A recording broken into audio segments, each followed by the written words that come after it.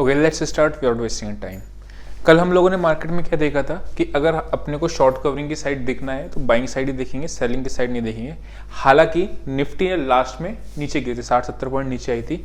Mention भी अपने लोगों ने क्या किया था, Nifty is not that positive, bank Nifty can save Nifty, if bullish then go for bank Nifty, if bearish then Nifty can be chosen, है ना।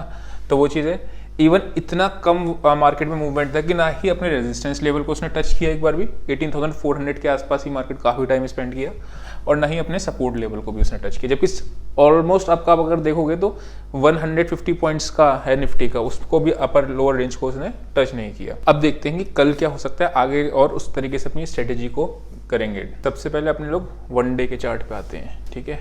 मैं कुछ स्टॉक आइडियाज़ आपके साथ शेयर करूंगा और टेलीग्राम पे डाल दूंगा, जो फ्री वाला चैनल है उसमें 4-5 मिनट की है, उसके पीछे रीजनिंग क्या है, ताकि आप लोग भी अपने स्टॉक्स को आइडेंटिफाई करके उस तरीके से स्विंग ट्रेड में या करना है, फिर किसी भी तरीके से ट्रेडिंग कर सको, वो कॉन्सेप्ट समझाऊंगा उसमें। अभी फिलहाल निफ्टी बैंक निफ्टी पे आते हैं। अगर यहाँ पे हम बात करते हैं तो क्या है, मार्केट में ऊपर जा रहा है, नीचे आया ऊपर। यहाँ पे भी अगर आप एक नेगेटिव कैंडल थी तो भी हम लोगों ने क्या कहता है कि ट्रेंड अभी नेगेटिव नहीं मानेंगे, ठीक है। टॉप बनेगा नहीं बनेगा बात की बात है, लेकिन अभी ट्रेंड नेगेटिव नहीं मानेंगे। सेम चीज मैं यहाँ पे भी रिपीट करूंगा, अभी ट्रेंड नेगेटिव नहीं मानेंगे जब तक कि एक प्राइस एक्शन वन डे के चार्ट पे ना बन जाए। That means by on dips की स्ट्रेटेजी हम रखेंगे जब तक मार्केट 18,300 को तोड़ के क्लोजिंग नहीं देता है, 18,300। क्यों? बिकॉज हर बार इस डिप में पिछले 4 दिन से 18,300 डिफेंड कर जा रहा है क्लोजिंग बेसिस पे। तो जब अभी हम लोग सिर्फ बाय ऑन डिप्स की स्ट्रेटेजी पे जा रहे हैं, जब इसकी नीचे आएगा तो अपने लोग बोथ साइड की तरफ ट्रेड लेंगे, ठीक है। अभी फिलहाल 18,300 जब तक क्लोजिंग बेसिस पे डिफेंड हो रहा है, बाय ऑन डिप्स का रहते हैं, ठीक। अब होता क्या है, अगर इसमें खुल जाए गैप डाउन खुलेगा, 5 मिनट वाली स्ट्रेटेजी को भी आप अपना सकते हो, बिकॉज उसमें फिर आपको थोड़ा सा ओपनिंग रेंज ब्रेकआउट स्ट्रेटेजी में आपको पता चल जाएगा कि थोड़ा सा नीचे को मूव मिल जाएगा। उस ऐसा क्यों कह रहा हूं मैं, उसका रीजन है, गैप डाउन खुला, यहाँ पे काफी सारे बायर्स बैठे हैं। पोजिशनल बायर्स जो लेके बैठे होते हैं उनको एक पॉइंट चाहिए होता है प्रॉफिट बुक करने का। अगर मार्केट में गैप डाउन तभी खुलता है जब मार्केट में सेंटीमेंट खराब हो। इस वाले गैप डाउन में मैंने आपको याद करो बताया था अभी तक, अगर आपको कल भी बोला था, कल हम लोगों ने क्या देखा था, अगर गैप डाउन भी खुलेगी मार्केट तो हम लोग सेलिंग की साइड नहीं जाएंगे, ठीक है। कल हम लोगों ने सेम चीज इसमें था, आज गैप डाउन खुला मार्केट लेकिन हम लोग सेलिंग की साइड नहीं गए। लेकिन अगर कल गैप डाउन खुलता है तो 5 मिनट्स वाला अपना रूल अपना लेंगे, वही जो अपना ओपनिंग रेंज स्ट्रेटेजी है वो आपको यहाँ पे मिल जाएगी, देख लेना उसमें। अब आते हैं 15 मिनट्स के चार्ट पे कि किस लेवल के ऊपर बाइंग और किस लेवल के ऊपर सेलिंग करना है, ठीक है। अगर साइडवेज खुलता है मार्केट तो एक चीज बहुत अच्छा हो रहा है कि 18,400, ठीक है। सेम चीज मैं SBI को भी बहुत टाइम से ट्रैक कर रहा हूँ, 604 का लेवल स्पॉट पे जो होगा आप देखना उसमें, वो 15 मिनट्स के चार्ट पे उधर जो हो रहा है वहां पे बहुत ज्यादा मार्केट कंसोलिडेट कर रहा है। मल्टी टाइम फ्रेम एनालिसिस का अगर आप कहोगे तो मैं वीडियो डाल दूंगा उसमें कि मल्टी टाइम फ्रेम के एनालिसिस से किस तरीके से आप उसको रडार पे रख सकते हो। अभी यहाँ का लेवल जब तक क्रॉस नहीं करता है, दैट मीन्स 18,440 का, तब तक फ्रेश ब्रेकआउट अपने को नहीं मानना है। अगर आप देखोगे तो यहाँ पे एक समवेयर अराउंड इसने ट्रेंड लाइन लास्ट में तोड़ी, तो थोड़ा सा नेगेटिव सा सिनेरियो दिख रहा है। ऑप्शन चेंज से और पता चल जाएगा कि मार्केट में नेगेटिव है या नहीं है, ठीक है। तो पहली बाइंग हमारी कहाँ पे आ रही है, 18,440 के ऊपर। दूसरी बाइंग अगर हमको नीचे डिप में बाइंग करना है तो कहाँ करना है, पिछला स्विंग फटाफट से देखते हैं, या तो यहाँ पे मिल जाए इस स्विंग के आसपास, ये कौन सा आ रहा है आपका 18,280-70 के आसपास अपने को कोई एक पॉजिटिव प्राइस एक्शन मिल जाए तब बाय कर सकते हैं, ठीक है। टुवर्ड्स कहाँ तक के लिए, इस लेवल के लिए, ऊपर तक का नहीं दे रहा हूँ टारगेट, रीजन क्या है, यहाँ पे ही ब्रेकडाउन आया है, ठीक, इसीलिए, ठीक। तो 18,280 के आसपास मिल जाए एक चीज। बहुत बड़ा गैप डाउन खुलता है, बहुत बड़ा गैप खुलता है, दोनों ही केस में अवॉइड करना। रीजन क्या है, मार्केट में फिर पोजीशंस एडजस्ट होनी शुरू हो जाएंगी। सेल कहाँ करना है, सेल अगेन अपने को इस लेवल के आसपास कोई एक नेगेटिव प्राइस एक्शन मिल जाए तब आप सेल कर सकते हो। लेकिन एक चीज बस ध्यान रखना, जितना ज्यादा रेजिस्टेंस पे मार्केट हिट करेगी ना, उतना वो रेजिस्टेंस आपकी वीक हो जाती है ना। तो स्टॉप लॉस अपना स्ट्रिक्ट रखना अगर शॉर्ट पे जा रहे हो तो, ठीक। दूसरा शॉर्ट कहाँ कर सकते हैं, अगर 18,270-275 का लेवल टूटता है तब अपना 225 के आसपास मिल जाएगा। फिर आपको अगर ये लेवल जो है, ये वाला जो लेवल है, ठीक है, ये टूटेगा तो थोड़ा सा आपको पेन गैप आपको दिख रहा है, थोड़ा सा पेन दिख जाएगा टुवर्ड्स 18,200-220 के आसपास तक का। एक बार इसकी ऑप्शन चेन देख लेते हैं। निफ्टी की मैं अगर बात करता हूं तो इसमें 18,300, वही अगेन हमारा जो लेवल आ रहा है 18,300 का लेवल इंपॉर्टेंट है, बिकॉज यहाँ पे आपके सबसे ज्यादा पुट राइटर्स ऐड हुए हैं, ठीक। अगर मैं बात करता हूँ कॉल राइटर्स 25 लाख, 5 लाख, 7 लाख, यानी 18,400 कॉल राइटर्स को ये उम्मीद है कि 440 का लेवल अभी डिफेंड होने वाला है, तभी तो ये 400 पे इतना हैवी कॉल राइटिंग करके गए हैं। पुट राइटिंग नहीं है, मतलब एक ही एक लेवल पे करके गए लोग, या तो आपका 18,400 पे मैक्सिमम कॉल राइटिंग करिए, 18,300 पे मैक्सिमम पुट राइटिंग करिए। तो यही इस दोनों के बीच में मार्केट को रखने की कोशिश करेंगे कल भी।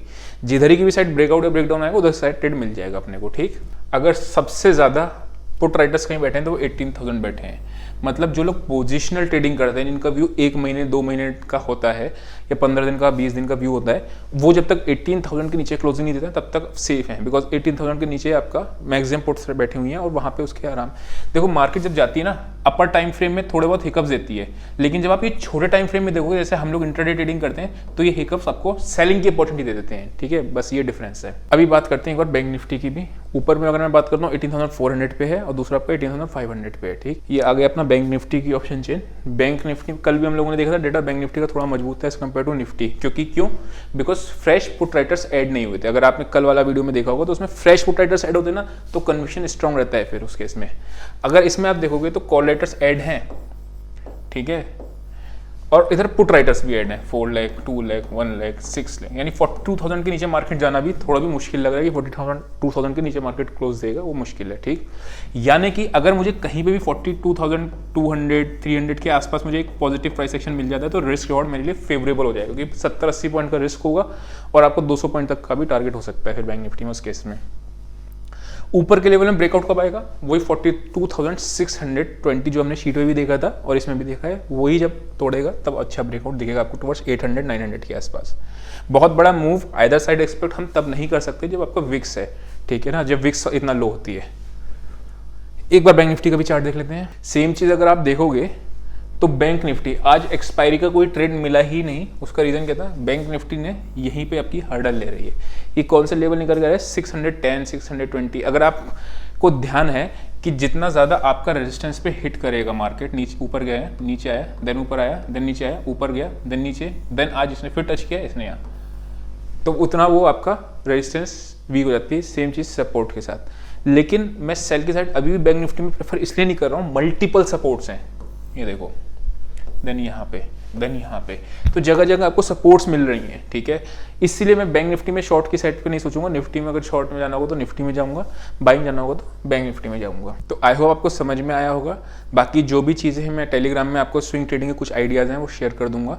थोड़ा सा आपको एनालिसिस का पार्ट भी दे दूंगा उसमें, ताकि आपको क्लियरली आइडिया लगे कि हाँ। अब जैसे एक एग्जाम्पल देता हूँ, चलो मैं आपको माइंड ट्री का दिखाता हूँ। ये आपको ना मल्टी टाइम फ्रेम एनालिसिस में भी आपको काम आने का कर सकता है। कैसे, मैंने आपको ध्यान होगा ये बताया था कुछ दिन पहले कि ये this is your important level, ठीक है। जब भी मार्केट यहाँ पे कोई पॉजिटिव प्राइस एक्शन देगी छोटे टाइम फ्रेम पे, तो अपने लोग बाइंग की साइड जाएंगे। जो लोग कहते हैं ना स्क्रीनर्स ढूंढना है, स्टॉक स्क्रीनर्स, मैं उनके लिए कह रहा हूँ कि आप अपनी वॉच लिस्ट बना लो, आपको चार्ट पे अपने आप बिहेवियर समझ में आ जाएगा स्टॉक का।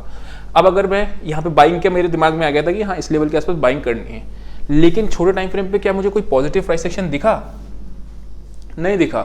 उल्टा यहाँ पे अब ये रेजिस्टेंस का काम करने लगेगा। अगर ये क्या करता, ये मार्केट नीचे आता एंड नीचे आके देन ऊपर जाता, तो मेरे को एक पॉजिटिव प्राइस एक्शन मिल जाता। एग्जांपल देता हूँ इसका भी, टेक महिंद्रा का चार्ट देखते हैं। तो ये आ गया आपका टेक महिंद्रा का चार्ट, ठीक है। अब टेक महिंद्रा के चार्ट में भी हमारा ये लेवल था 1050 का लेवल आ रहा है, ठीक है। अब अगर आप इसमें ध्यान से देखोगे, मेरे को अपने रडार पे आगे कि 1050 पे मेरे को गन लोड होना चाहिए। ट्रिगर कब दबाऊंगा, जब यहाँ पे इसने कंसोलिडेट किया, छोटे टाइम फ्रेम पे इसने कंसोलिडेट किया, इस मूवमेंट में इसने ब्रेकआउट दे दिया, तब आप यहाँ पे बाय कर सकते हो छोटे से एसएल के साथ, बिकॉज आपका रिस्क रिवॉर्ड आपको बहुत अच्छा मिलेगा।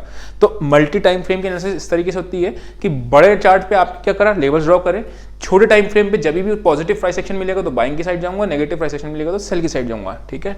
आई होप आपको दोनों ही डिफरेंस समझ में आया होगा। तो आज के लिए इतना ही। See you next video, till then bye bye.